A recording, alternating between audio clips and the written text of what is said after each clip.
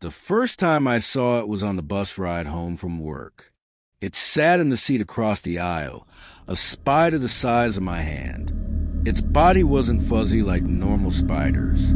It was smooth, shiny like obsidian. Its legs were far too long, bent at unnatural angles. No one else seemed to notice it. I blinked. It was gone. I told myself I'd imagined it. Work had been brutal.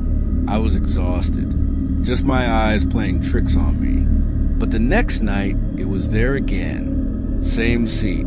Same impossible stillness. And again, when I blinked, it was gone. Over the next few days, it started showing up everywhere. On the bus, reflected in store windows. Just for a moment, always gone when I looked twice. I told my friend about it over coffee. "You need sleep," she said, stirring her drink. "It's just stress." Maybe she was right, but one night, as I brushed my teeth, I saw it clinging to the corner of the ceiling. 8 perfect glassy eyes glinted in the bathroom light. I froze. It didn't move. Then, just as suddenly, it was gone. I started leaving the lights on at night. It didn't help. Sometimes I'd wake in the dark and hear it. Click, click, click, like nails tapping on the floorboards. Other nights, I'd feel a faint weight on the edge of my bed. But when I turned on the light, nothing was there. I stopped taking the bus, started driving to work. But in traffic, in my rear-view mirror, I catch glimpses of long, jointed legs just behind my car. Too big to be real. I even changed apartments, convincing myself moving would make it stop. For 2 whole weeks, nothing happened. Then one night, I woke up. There was something on my pillow. The spider. It sat inches from my face, its eyes fixed on mine. I couldn't move, couldn't breathe. It tilted its head slightly, as though studying me. Then, impossibly, I heard it. Not with my ears, but inside my head.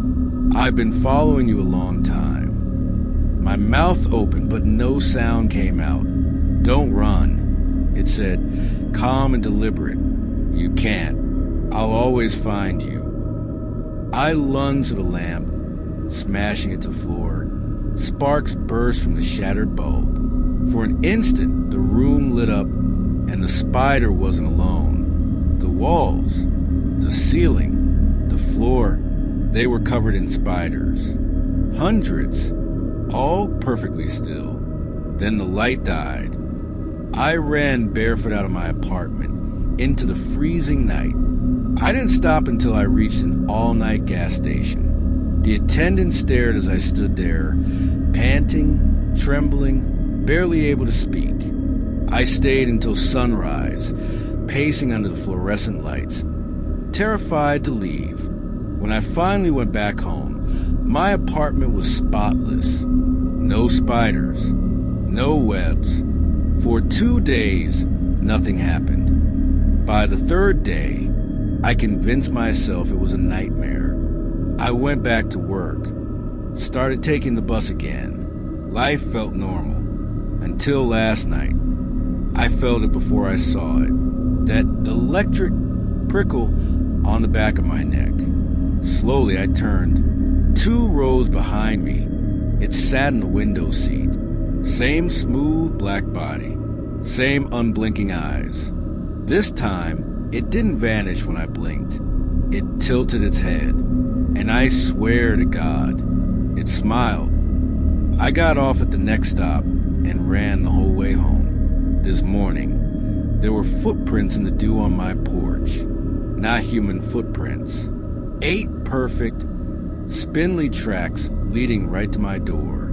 And I know it's already inside. I've always hated spiders. Even the tiniest ones made my stomach churn. So when my aunt asked me to house sit for her in the countryside, I hesitated. I pictured dark corners filled with webs and 8-legged creatures waiting to crawl across my face while I slept. But she begged, saying it was only for a week and the house was quiet and cozy. Against my better judgment, I agreed. The house was old, with wooden beams and floors that groaned with every step. It felt like the kind of place that kept secrets hidden deep in the walls. When I arrived, there was only one note waiting for me on the fridge. Don't go into the attic. I laughed at first, thinking it was a joke, but the way the words were pressed hard into the paper, the pen nearly tearing through, made me uneasy. The first 2 nights passed without incident. I made tea, read my book, and ignored the attic door at the end of the hallway. But on the 3rd night, I woke to a sound that froze me in place. Skittering. It wasn't like the slow movement of a mouse or the creak of the house settling. It was too fast, like dozens of tiny feet rushing across the ceiling. I sat up, holding my breath. The sound stopped. I told myself it was nothing, lay back down, and closed my eyes. Then I heard it again, louder. I didn't sleep at all that night. By morning, I had convinced myself I'd imagined it, but when I walked into the kitchen, my heart nearly stopped. A spider sat in the middle of the counter. It was enormous, easily the size of my palm. Its long legs stretched impossibly far, and its bulbous body glistened as if wet. I froze. It didn't move. I grabbed a mug, planning to trap it and throw it outside. But before I could, it darted away, vanishing into a crack between the counter and the wall.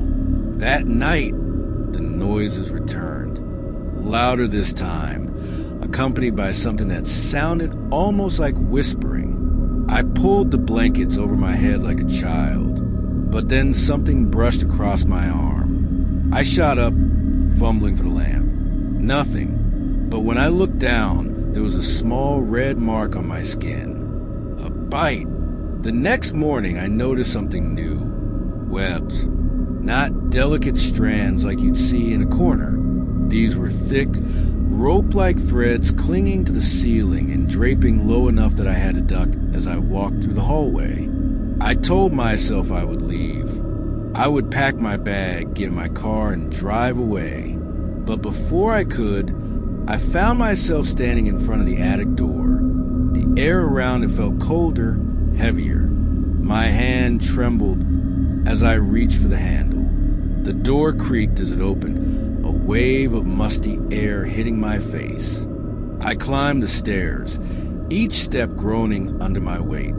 At first, I saw nothing, just boxes stacked against the walls and long-forgotten furniture under dusty sheets. But as my eyes adjusted, I froze. The ceiling was alive.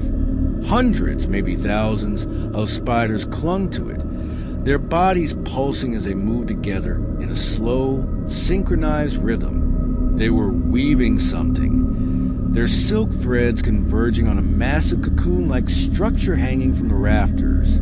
The cocoon twitched. I stepped back, a floorboard snapping under my foot. Every single spider turned toward me. I didn't breathe.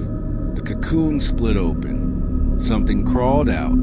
It was massive, bigger than any spider I had ever imagined. Its legs bent at unnatural angles as it moved toward me, its fangs glistening in the dim light.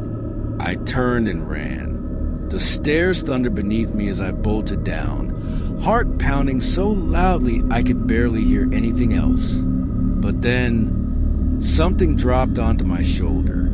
I slapped at it, but my hand came away sticky. Webbing. More strands fell from above, wrapping around my arms, my chest, pinning me in place. I struggled, pulling as hard as I could, but the silk was impossibly strong. I could hear them, the sound of thousands of tiny legs rushing closer, pouring down the stairs like a living tide. I screamed, thrashing against the threads, but every movement only tangled me more. And in that moment, I realized the truth. The attic wasn't just where they lived. It was a nest. And now, so was I,